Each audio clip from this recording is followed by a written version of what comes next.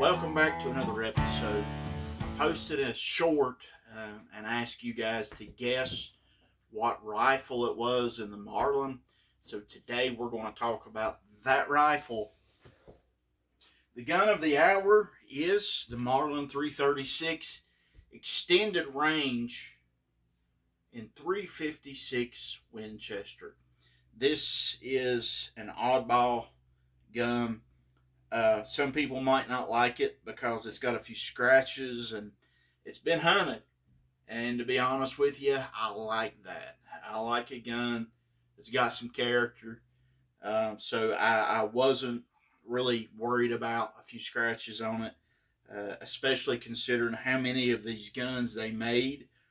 I can tell you that it was made between 86 and no later than 88, or no earlier than 88. It does have the crossbolt safety. Beautiful gun. It came out of a collection. The guys at Three Guys Outfitters bought a whole Marlin collection, and this gun sat there for a while in big part because of the caliber. It's very hard to find ammo for. Um, it's very expensive if you find any, but there's a couple ways that you can work around that. Number one, if you can find somebody that makes cases, you can reload them, or you can take a 444 Marlin and neck it down. It's a trim and resize it down to make the 356 Winchester brass. So let's talk about the caliber a little bit, just a little history on it. We'll make another video later on at the range. So off of memory working, it's kind of a sad caliber. It would have been better off if it had came out 20 years earlier. In around 81 or 82, Winchester brought out a caliber, wanted a caliber that was a little bit more distance, a little bit more big bore. From what I can tell, the 356 Winchester is actually more parent case of the 307 Winchester. However, my opinion is the 307 was probably the mom, and the 358 Winchester was probably the dad, in part because of the reloading dies, and we'll get to that later. So around 81, they developed this cartridge, and their idea was a little bit more extended range. And honestly, I think it was to kind of compete with a caliber that Remington had for quite some time, the Remington 35 Remington, which was a pretty popular caliber in its day, and I love the 35.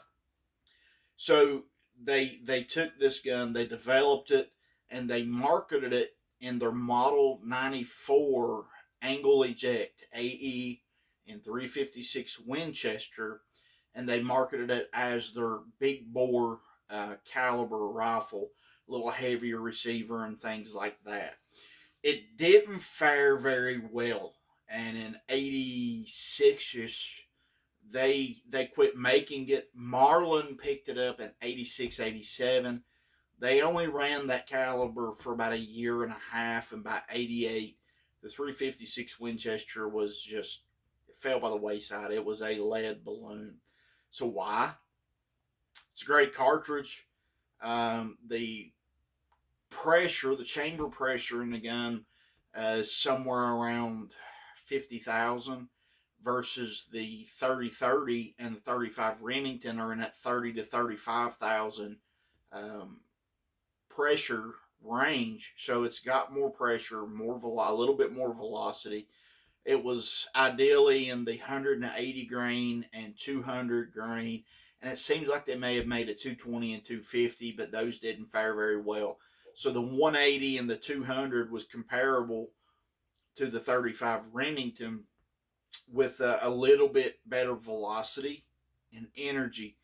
The problem was, by the 80s, especially by the mid 80s, the cartridge types like 243, 270, 7mm Remington Magnum, the 30-06, 308, these bolt action calibers were really ideal. They were faster, a little bit more range. Farmers were beginning to spread their farm fields out, getting longer. So the 150-yard range was extended further to the 200 and 300-yard range capability. Lever actions were beginning to subside. I know in the last year or two we've seen a real uh, comeback of the lever action cartridges, and I like that.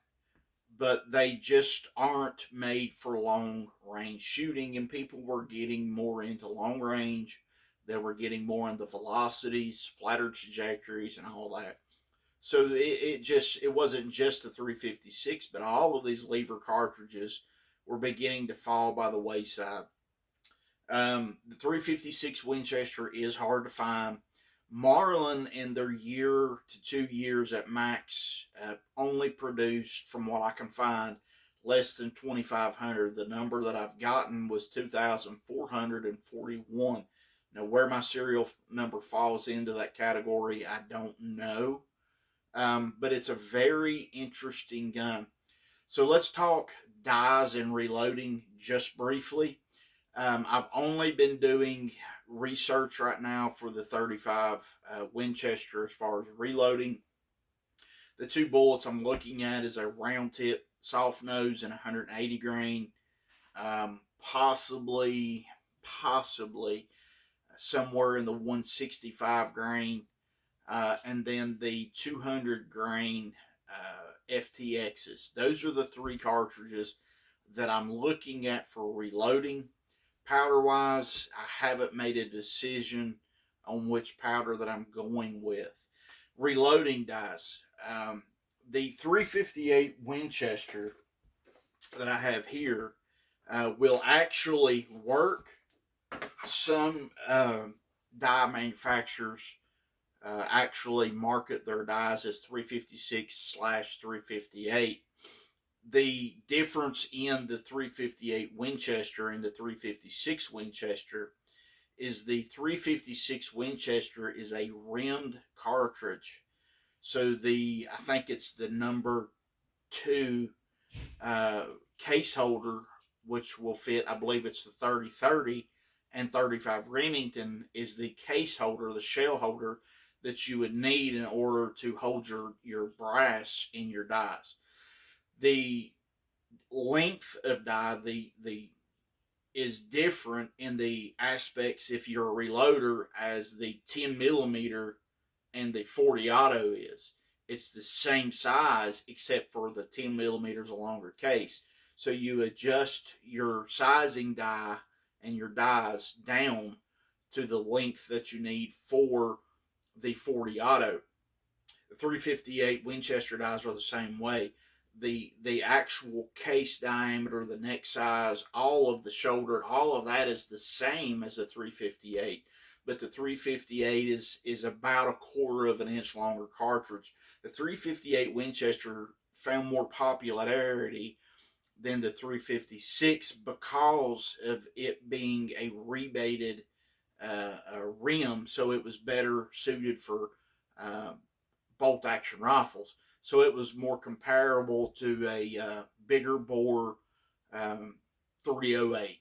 It's somewhere close to that, but as far as case size, capacity, all that.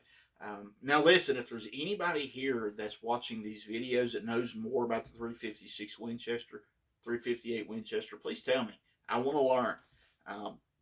This is what I've found so far, and I was excited to get this video out. So the 358 Winchester dies, you have to change out the shell holder because it's a rimmed cartridge in the 356.